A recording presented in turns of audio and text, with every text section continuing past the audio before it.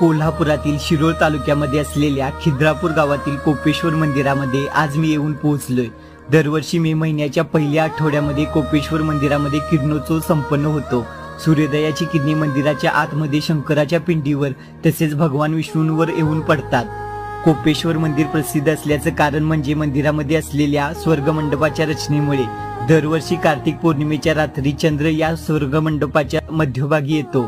तसेच या मंदिराचे अजून एक वैशिष्ट्य म्हणजे दरवर्षी मे महिन्याच्या पहिल्या आठवड्यात मंदिरामध्ये 3 दिवस किरणोत्सव पाहायला मिळतो।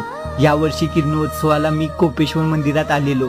सुमारे सकाळी 6:20 सूर्याची किरणे स्वर्गमंडपामधून सभामंडपात, त्यानंतर अंतर्लक्षामधून आत गर्भगृहात असलेल्या श्री कोपेश्वर पिंडीवर तसेच श्री विष्णूंवर येऊन काही काळासाठी थांबली होती।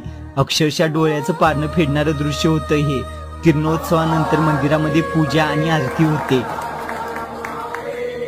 खरंच 900 वर्षांपूर्वी कृष्णा नदीकाठी बांधलेल्या कोपेश्वर मंदिराची रचना खूपच विलक्षण आहे।